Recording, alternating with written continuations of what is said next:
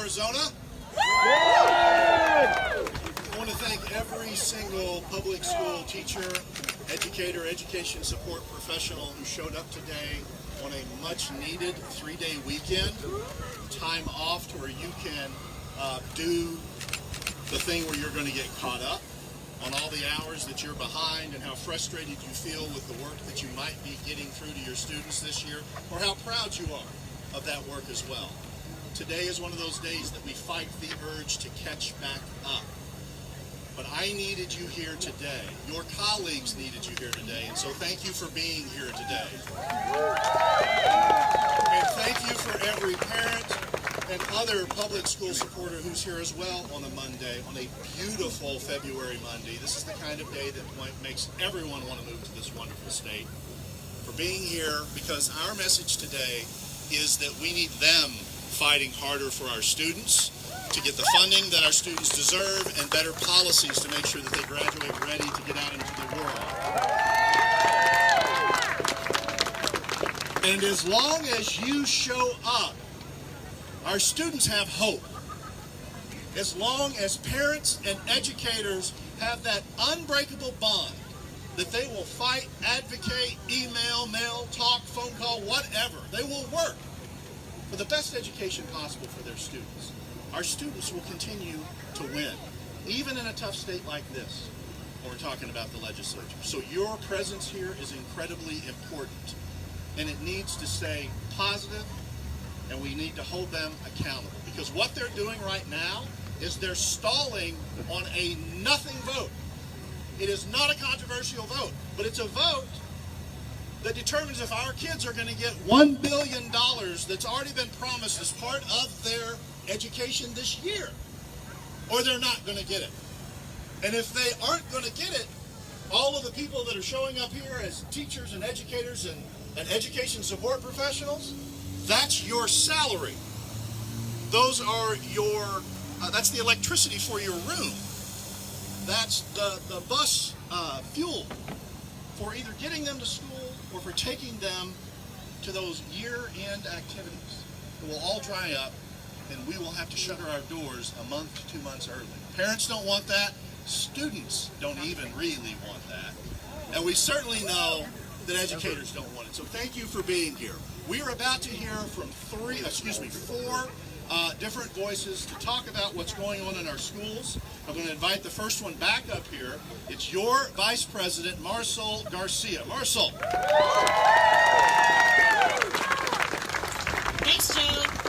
I'm so excited to be here for a couple reasons. One, you all have shown up to fight for the money that's already in our accounts, right? This money has already been ready to spend. It's ready to go out in your paychecks. It's ready to pay for the programs that our students so desperately need. But two,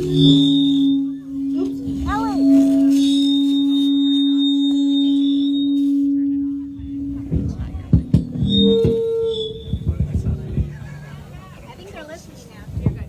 can you hear me now? Okay, no. All right. But two, we're here to really talk about stopping the attacks on our schools. This phony political outrage that is being played in front of the public, not just here in Arizona, but across the country, to tear apart the sacred bond that exists between educators, students, and their families. Not a day went by in my classroom that a parent was not invited in, that a parent couldn't email me, call me, stop by the school, and I would run downstairs to have a conversation about what was happening in school. They could come in and read the books that we were reading. This is not necessary. These political games are not necessary. This is a slippery slope that we all know will lead to the further destruction of public schools. The one thing that holds our communities together is the ability for us to vote in local elections and elect people to help maintain what's happening in our communities. This is so important. Not a day went by, 10 years that my son has been in public schools, that I ever questioned what was happening in that school, that I ever worried about what would happen when my son would go to school in the morning. I knew that he would be fed a healthy meal. I knew that he would be engaged in instruction that was going to open his opportunities. The folks in these buildings are playing politics with my son, your children, and more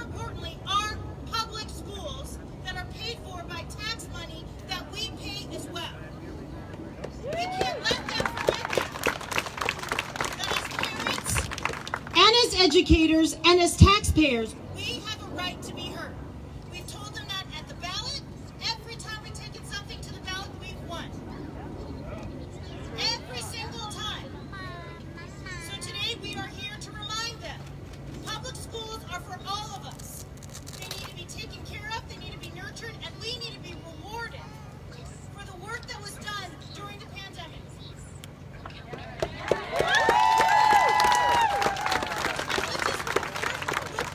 Not just our salaries that are the worst in the country, but the funding of schools so our kids have every opportunity. What does reward look like? Respect. Reward looks like respect. The respect we already have from parents. Leave it down. That we have from our students. That we are demanding She moves from the these mic. folks. It disconnects. So we are asking you to support educators and to stop the attacks. Thank you, Jeff.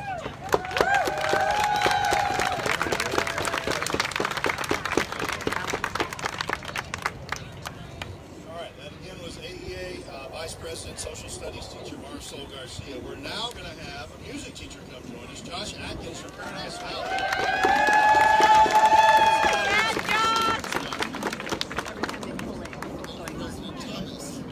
Thank you, President Thomas. Good morning. My name is Josh Atkins, and I'm a proud union educator in the Paradise Valley Unified School District.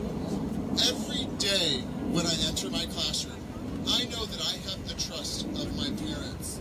They know that I'm giving a high-quality music education based on existing state standards. They don't ask to see my lesson plans because they trust what I'm doing and how I'm doing it. I am not alone. Thousands of my colleagues across this state collaborate with parents, not only at parent-teacher conferences, but at concerts, sporting events, art shows, other student-centered, student-focused activities that provide benefit. We talk to parents about our students and what they are learning. Our parents are volunteers, substitute teachers, and even donors to our classrooms. They ask how they can support our school communities, and ultimately, they trust our expertise, compassion, and determination to provide the best educational experiences for our students. Given some of this year's proposed legislation, I wonder if some of our legislators have ever been around a public school. They create laws that would require cameras to keep tabs on us in the classroom. They enact bills that would require us to post all of our materials before the school year even starts. They paint a picture that parents should distrust their teachers, despite what those parents have experienced in their child's school. This is gaslighting, plain and simple. It is time that parents and teachers continue to stand side by side and send a clear message to legislators who would seek to damage or destroy our public education system. We see your tricks, we're not going to fall for them, and if you won't listen to the voices of constituents and support public education, we will vote you out. Thank you.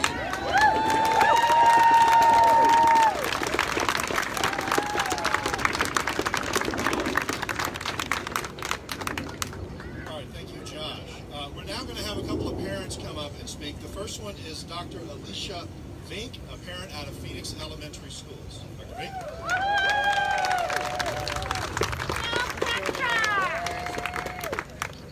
Good morning. I am the mother of an 8-year-old boy. I am a certified teacher, and I have a doctorate in education. And I am a proud public school graduate. My son attends his neighborhood school, and his school is 100%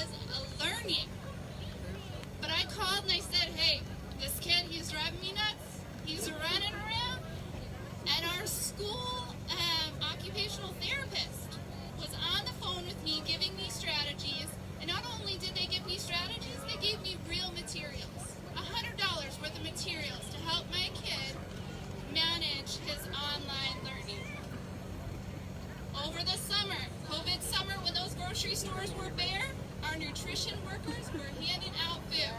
Those kids were eating meals.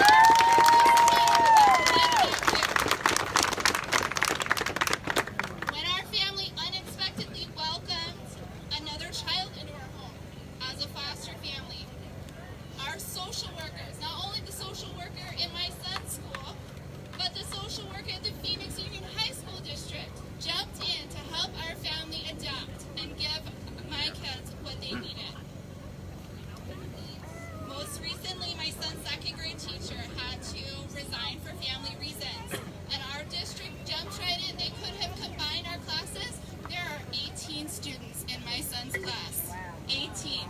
You don't think small class sizes exist? They do. We fight for them. We fund them. We need this money for them. And they hired a new teacher, a certified teacher. We need this money for certified teachers. And when Lyndon came home and said he was bored, because he's bored, he needed something more, our gifted program came in and said, we'll test him, we'll help him, we'll give him more, and they did. So the funding that our legislators are threatening to withhold pays for our registered nurses, our small class sizes, our occupational therapists, social workers, certified teachers, food service workers, and many other things that help Lyndon, his classmates, and our families to be successful every single day. We need this funding. We have earned this funding, and we are owed this funding.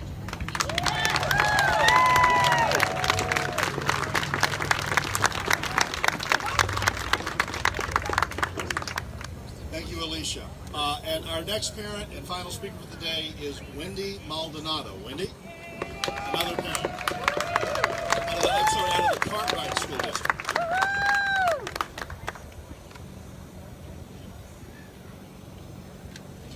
Muy buenos días a todos.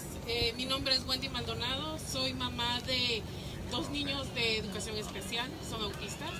Y soy mamá de una nena típica en la escuela pública. La razón por que yo estoy aquí es porque quiero dejarles saber a los legisladores de que este año es su oportunidad de demostrar de que están por la educación de nuestros hijos. Porque ellos saben lo importante que es nuestros niños. Nuestros niños son el futuro. Yo como mamá estoy aquí representando a todos esos padres que están allá afuera, que no tienen voz y voto. Que ellos lo que necesitan es de que nuestros hijos sean independientes, que nuestros hijos tengan las mismas oportunidades de universidad, de colegio, de recursos, de servicios, de apoyo. Necesitamos que nuestros niños tengan la oportunidad de crecer. Necesitamos que nuestros hijos lleguen a estar en esas sillas donde esta gente está sentada. Que nuestros niños puedan lograr el éxito. Nuestros hijos pueden lograr hacer todo si nosotros como comunidad, como pueblo, como sociedad, nos unimos, tanto maestros como padres. Yo les imploro y les exijo a los legisladores de que o ellos hacen un cambio o nosotros tenemos el poder de removerlos, porque nosotros los tenemos ahí, nosotros los estamos ahí.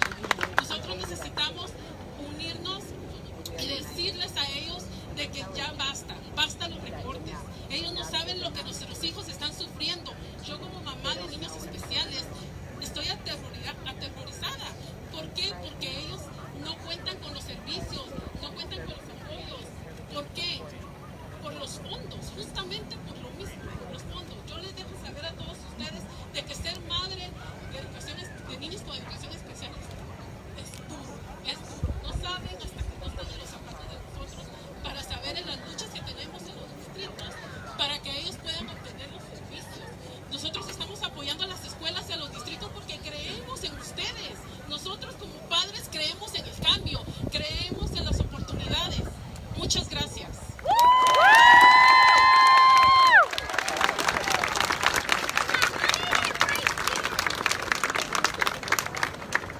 Thank you, Wendy. If